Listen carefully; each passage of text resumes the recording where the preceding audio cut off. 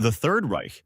It promised 1,000 years, and it lasted just 12. But in those 12 years, it dragged the world into the deadliest war ever fought, and committed crimes so vast they had to invent a new word just to describe them. It started with humiliation. After World War I, Germany was stripped of territory, crushed by debt, and forced to accept sole blame for a war that killed millions. The Treaty of Versailles didn't just punish a nation, it broke one, and a broken nation will follow anyone who promises to make it whole again. By 1929, the Great Depression had finished the job. 6 million unemployed, and banks gone overnight. Into that despair walked Adolf Hitler, a failed artist and decorated soldier who understood something dangerous, that people in pain don't want truth. They want someone to blame. He became chancellor in January 1933. Within weeks, the parliament burned. Hitler used the fire to suspend civil liberties, rule by decree, and drag opponents to Dachau, the first concentration camp, opened 2 months into his rule. By summer, every other party was erased. Most Germans didn't resist, because Hitler gave them what no one else had in years: jobs, roads, pride. But the miracle was a lie, funded by secret debt and built for one thing only: the war. In 1938, he took Austria without a bullet, then Czechoslovakia. On September 1, 1939, his tanks rolled into Poland. Denmark fell in just 6 hours. France surrendered in 6 weeks, and by 1941, the swastika flew over most of Europe. But Hitler didn't want just land. He wanted annihilation. 6 million Jews murdered alongside millions of Roma, disabled people, and political prisoners. Gas chambers ran on timetables. Death camps were built like factories. Trains that could have carried soldiers to the front were used to deliver families to their execution. Then Stalingrad broke everything. Winter, 1942. 300,000 soldiers surrounded, but Hitler refused retreat. Only 6,000 ever came home. By 1944, the Allies had landed in Normandy. The Soviets closed from the east. Cities turned to rubble.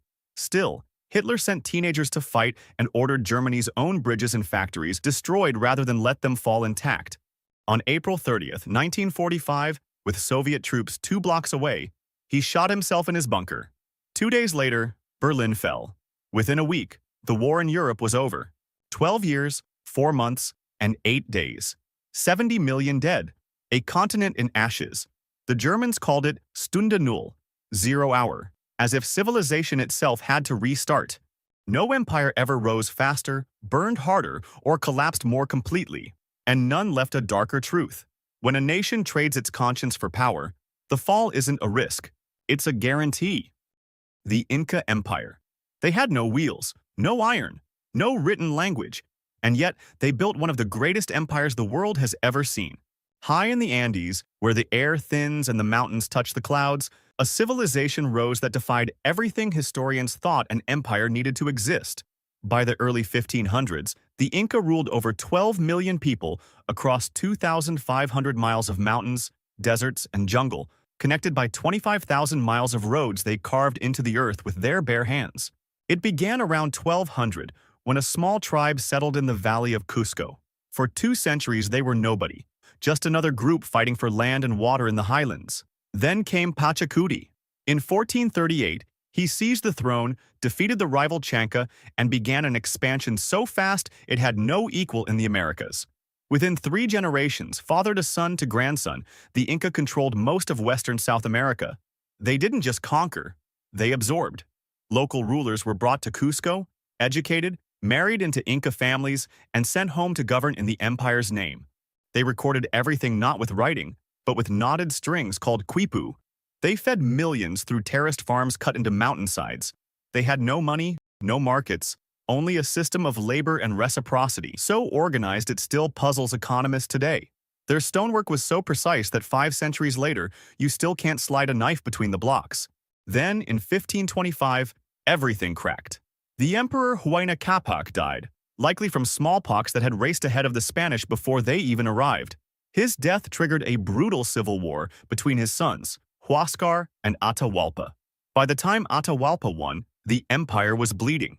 That's when Francisco Pizarro walked in, with 168 men, 1 cannon, and 27 horses, against an empire of 12 million. At Cajamarca in 1532, Pizarro invited Atahualpa to a meeting. When the emperor arrived with a small unarmed retinue, the Spanish attacked. Thousands died in minutes, and Atahualpa was captured. He offered to fill an entire room with gold and twice over with silver in exchange for his freedom. So the Inca delivered. Pizarro took the treasure and executed him anyway. By 1572, the last Inca stronghold had fallen. The final ruler, Tupac Amaru, was dragged to Cusco's main square and beheaded.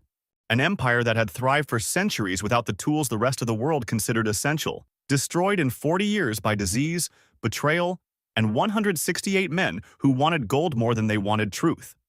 The Ottoman Empire. In 1453, a 21-year-old sultan did what no commander had done in 1,000 years. He conquered Constantinople, and he did it by dragging his ships over a mountain. The city had survived siege after siege for centuries, protected by massive walls and the waters of the Golden Horn. But Mehmed II, the young Ottoman sultan, refused to accept what everyone else considered impossible. When his fleet couldn't breach the harbor chain, he ordered 70 ships hauled overland on greased logs, across a hill, and into the harbor behind the city's defenses. On May 29th, Constantinople fell. The Byzantine Empire, the last living fragment of Rome, was gone, and the Ottomans had announced themselves to the world. They had started as almost nothing. Around 1299, a tribal leader named Osman founded a tiny principality in northwestern Anatolia. For a century, his descendants expanded through the Balkans and across Asia Minor, absorbing rivals through war, marriage, and alliance. But the fall of Constantinople changed everything. It gave the Ottomans a capital worthy of an empire and control of the crossroads between Europe and Asia. What followed was a dynasty that lasted over 600 years. Under Suleiman the Magnificent in the 1500s, the empire reached its peak, stretching from Hungary to North Africa, from the gates of Vienna to the Persian Gulf. Its armies were feared across Europe. Its navy dominated the Mediterranean. Its laws were so carefully codified that Suleiman was known to his own people not as the Magnificent, but as the lawgiver. But 6 centuries of power carry a weight that eventually breaks anything. By the 1800s, the empire was called the sick man of Europe. Its territories were peeling away. Greece, Serbia, Egypt, one by one declaring independence or falling under European influence. The treasury bled dry through foreign loans. Reforms came too late and met too much resistance. The Janissaries, once the empire's elite soldiers, had become a reactionary force that crushed any attempt at change. Then came World War I. The Ottomans gambled on Germany and lost. The empire was carved up by the victors, and in 1922, Mustafa Kemal abolished the Sultanate. The last sultan, Mehmed VI, slipped out of Istanbul on a British warship. 6 centuries of rule ended not with a battle, but with a man boarding a boat in the dark. The Ottoman Empire had outlasted almost every rival it ever faced. It had survived civil wars, plagues, and sieges, but in the end, it couldn't survive the one enemy no empire can defeat: the world moving on without it. The Byzantine Empire. They called themselves Romans. 1,000 years after Rome fell, they still called themselves Romans. And in a way, they were right. When the Western Roman Empire crumbled under barbarian invasions in 476, the eastern half didn't just survive, it thrived. Constantinople, the city Constantine built on the bones of a Greek fishing town called Byzantium, became the richest, most heavily fortified city on earth. While Europe descended into its dark ages, the Byzantines preserved Roman law, Greek learning, and Christian faith behind walls so thick no army breached them for 8 centuries. Under Justinian in the 500s, the empire reclaimed half the old Roman world, North Africa, Italy, the Western Mediterranean, and built the Hagia Sophia, a cathedral so vast that visitors wept at the sight of its dome.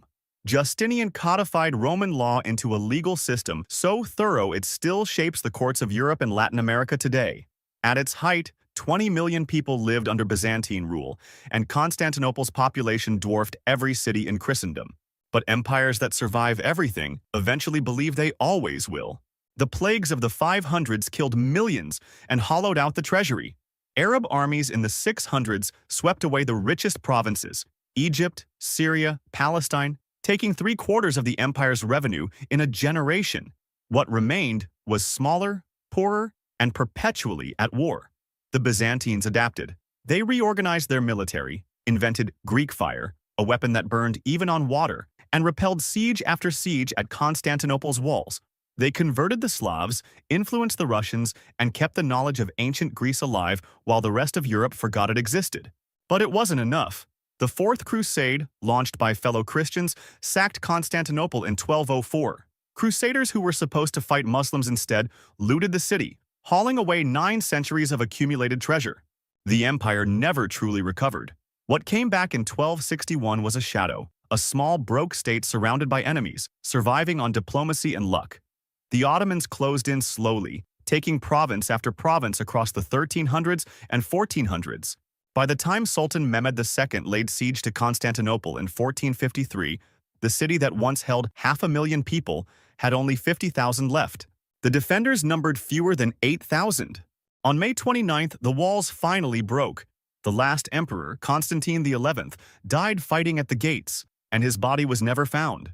The empire that had carried Rome's name for over 1,000 years ended on the same ground where it began, at the walls of a city that had outlasted everything except time itself.